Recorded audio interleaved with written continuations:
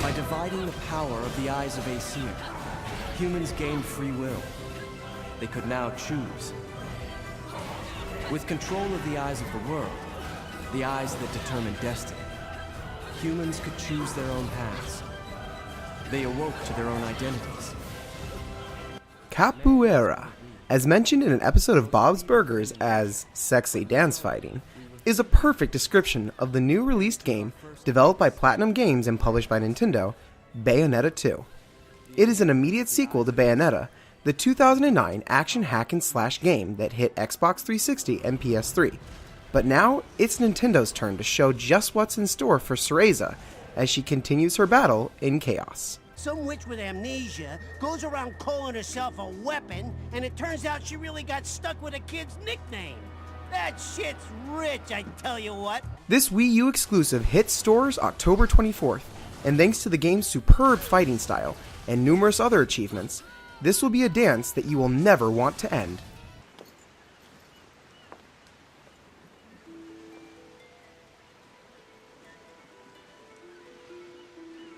Jean, I'm on my way. Just behave yourself for a bit longer. Bayonetta's debut on a next-gen console was absolutely magnificent. The character model shined with immense personality that unfortunately was missing from its predecessor due to previous gen limitations. The scenery varied from beautiful, glistening ponds spread across the heavens to the dark and electrifying fires that can only be found at the depths of hell. This was only matched by the graphics found amidst the heavy fighting. The combination of enemy fire and your own deadly weapon animations was like watching the grand finale of a fireworks show.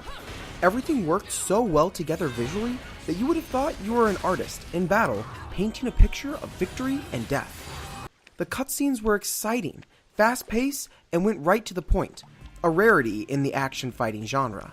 The dialogue was cheesy at times, but I honestly think that type of humor fit well with the overall theme that Bayonetta creates. Oh, you like that, huh? Wait till you see the climax. Silly girl. I'm also glad that they kept the slideshow cutscenes. It always gave the series a touch of class and a retro film style that I loved so much about the first Bayonetta. As I waited for the release of Bayonetta 2, I decided to play the original game on Xbox 360 to prepare myself and my body for the fighting struggles that were to come. As I played, I was reminded how much I loved the fighting style in Bayonetta, and hoped that the new game would not change all that much about it. I mean, if it's not broken, don't fix it, right? Alas, this was far too simple and safe for Nintendo.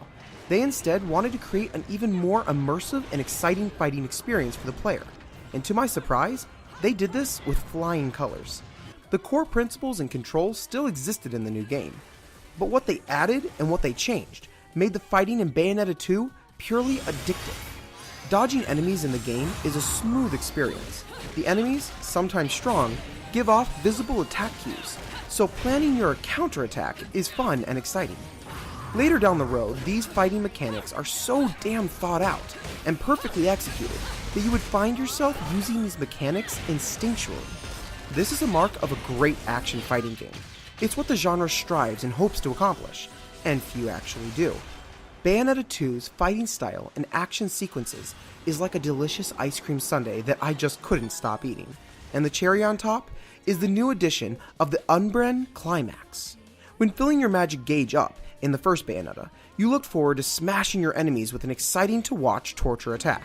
However, thanks to Umbren Climax, you had choices. Whether you were to use your torture attack to take out a large percentage of health off a single target, or use your Umbren Climax to inflict a good amount of damage to surrounding targets.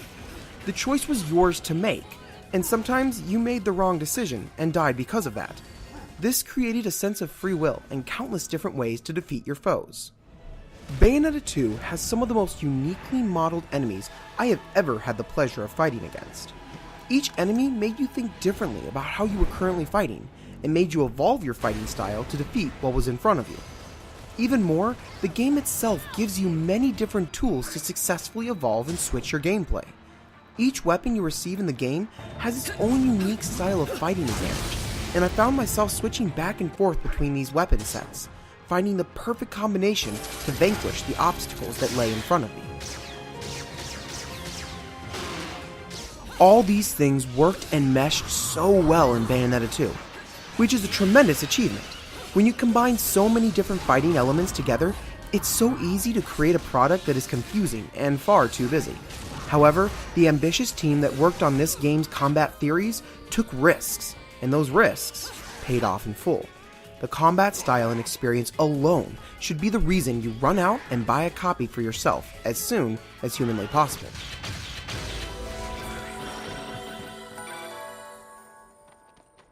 Yet another area that the game shines would be in the audio department. From the moment I selected start all the way till the credits rolled, I found myself bobbing my head to the music that accompanied me as I slashed and destroyed my enemies. The voice acting fit the characters well, and Helena Taylor did an amazing job as expected. The audio syncing was near perfect, and many times I forgot I was playing a game, but rather watching an animated feature and falling in love with the characters and the stories that surrounded them. Maybe you've got something you'd like to tell me, love. I'm not a fan of getting wrapped up in domestic disputes. Trust me, little one. He's not my type. Bayonetta 2 is a fantastic game. However, it's not perfect. A few flaws that were prevalent in the original game sadly carried over and festered in the corners of Bayonetta 2. When choosing a difficulty from the game, you are given a choice of first climax, second climax, and finally the third climax, or rather easy, medium, and hard. Initially, I chose the second climax, and found myself buzzing through the enemies like they were butter. I got about halfway through the game before I made the change to third climax. I instantly regretted not having it at this difficulty throughout the entire game. When starting Bayonetta 2, if you have any experience with fighting action games, do yourself a favor and go to the hard option. The shop, much like in the original Bayonetta, was useless and pricey.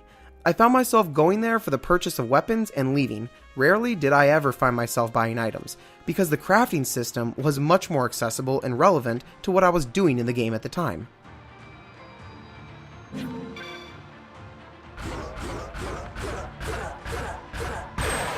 The sexual theme of the game was in no way a problem to me.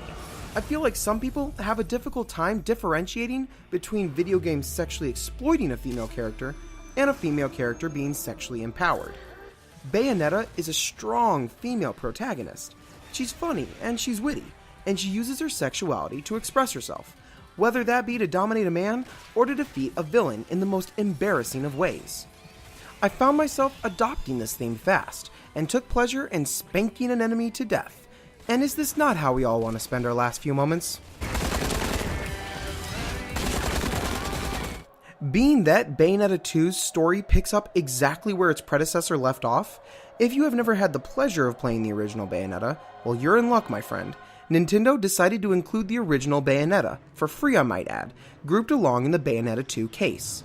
Not only can you play the original, but there are many themes that come with the game that made everything feel brand new. I found myself, personally, enjoying the Legend of Zelda theme. I walked around in a green tunic and picked up green rupees instead of halos. These themes are included in the game itself, not a DLC. This was a huge plus for me, and I would love if other games did this.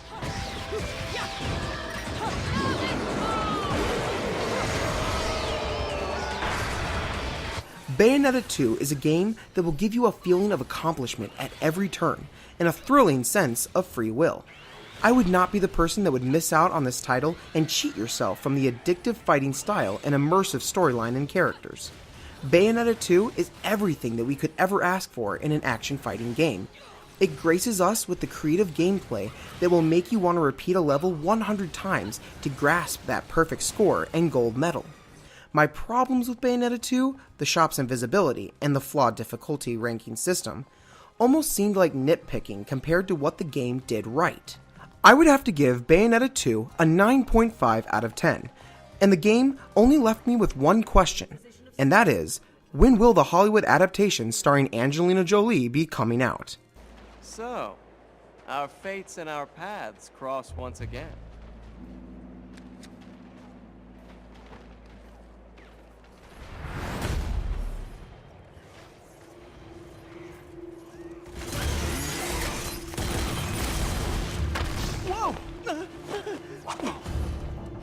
Bingo.